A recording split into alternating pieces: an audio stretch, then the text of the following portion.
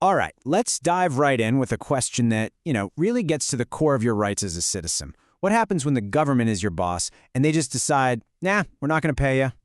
I mean, seriously, just picture it. You've put in the hours, you've done your job, and then payday comes and goes. Crickets. Nothing. Your paycheck is just gone. Now, normally you'd sue, right? Simple breach of contract. But what happens when your employer is the government itself? The state, the crown, the very people who run the courts? Can you really take them to court? Well, for a man named Kodeeswaran, this wasn't some abstract thought experiment. This was his life. He was a civil servant in Ceylon, which we now know as Sri Lanka. And his paycheck, or lack thereof, sparked this incredible legal fight, a fight that went all the way to the top. And it forced these high court judges to basically become legal detectives, digging through centuries of old documents just to answer that one simple question. So, let's get into it. Okay, so what was the deal with Mr. Kodeeswaran? What exactly happened? Well, it all kicked off because of a big shift in national policy. So, back in 1956, this Official Language Act comes into play. And suddenly, the government says everyone needs to be proficient in Sinhala. Now, Kodeeswaran was Tamil, and he didn't pass the new language test. Because of that, the government just withheld a pay raise that he was already owed by his contract. And for him, this wasn't just about the cash. It felt like the government was just changing the rules on him, and he was pretty sure that was unconstitutional. Naturally, he decides to sue. But here's where it gets crazy.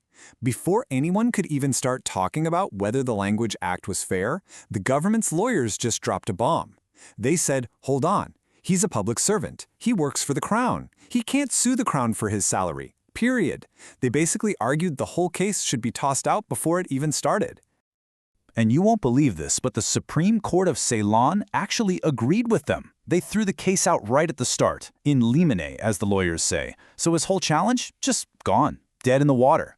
His only shot now was to appeal to the Privy Council way over in London. But here's the key. He wasn't appealing the language law yet. He was appealing on a much more basic question. Did he even have the right to be in court at all?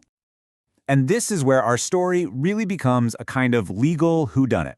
The judges in London had to put on their detective hats and travel back in time, all the way back to when the British first took over Ceylon. They needed to find the answer, and their first big clue was a dusty old document from all the way back in 1799. So, just to get a quick sense of the history here, the British swoop in, take over from the Dutch right at the end of the 1700s. And in 1799, this is the really important part, they issue this big proclamation saying how things are going to be run. Now, you might think a document from 1770 years ago is just ancient history. But no, this thing was the absolute foundation of the entire legal system in Ceylon, and it held the key to Kodeeswaran's entire case. Okay, and here's what made Ceylon so different from pretty much everywhere else.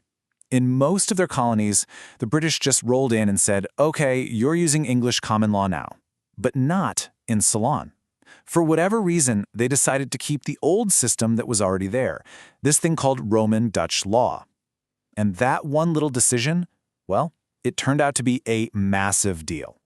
And bam, here's the proof, right from the horse's mouth. The proclamation says it plain as day. The laws and institutions from the old Dutch government were going to stick around. So the big question for the judges in London was pretty simple.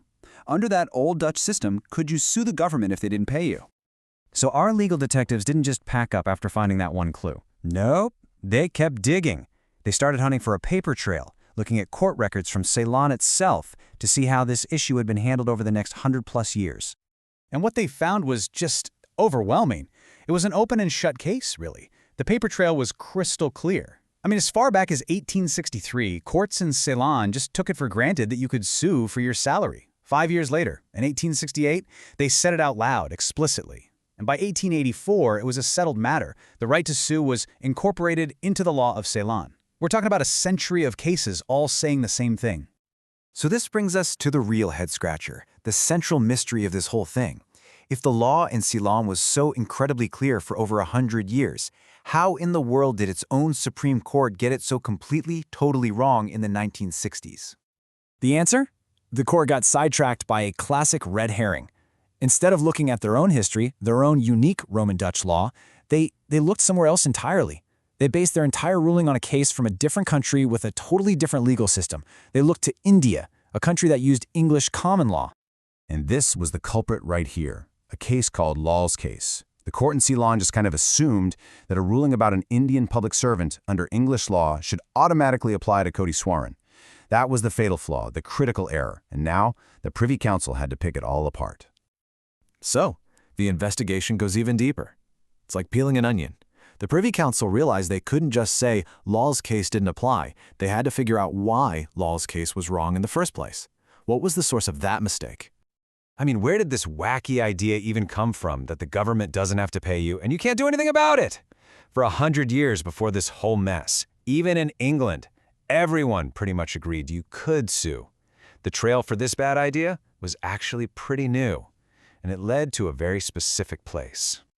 And there it is, patient zero, the source of the whole infection. It all came down to a single Scottish case from 1926. And get this, it wasn't even the main ruling. It was just the reasoning of one judge, a guy named Lord Blackburn. The other judges didn't even agree with him, but his flawed opinion got picked up in Lau's case in India, and from there, it jumped over to Ceylon. One single mistake spreading through the whole legal system. So, let's break down exactly where this Lord Blackburn went wrong. It's actually pretty simple. He started with a fact that was true. Yeah, the government can fire a public servant whenever it wants. But then, he makes this totally bizarre logical jump, a non sequitur, as they say. He argues that because they can fire you at any time, they also don't have to pay you for work you've already done. It makes zero sense. That's like saying because your boss can fire you tomorrow, they don't have to give you this week's paycheck. It's just wrong. And with that, the Privy Council just demolished the entire argument. This quote from Lord Diplock is just brutal. He does not hold back. He calls Lord Blackburn's reasoning defective, contrary to authority, and just plain wrong. And just like that, this entire legal house of cards that was built on one judge's bad logic from decades ago, it all came crashing down. So, after this wild journey through legal history, what did all this mean for our guy, C. Kodeeswaran? It was a total win for him, at least on this first big hurdle. The Privy Council made it official. Yes, absolutely. A civil servant in Ceylon can sue the government for back pay. They reversed the lower court's decision and sent the case right back to Ceylon to be heard properly. After all that, Mr. Kodeeswaran had finally won his right to have his day in court. Now, this was a huge landmark decision. It confirmed a really basic right, but it was only step one. All it did was open the courthouse doors. It didn't answer any of the bigger, way more explosive questions about the language law itself. The stage was now set for the real fight back in Ceylon. A fight over language, over rights, and really over the fundamental relationship between a person and their country. And that, well, that's a whole other story.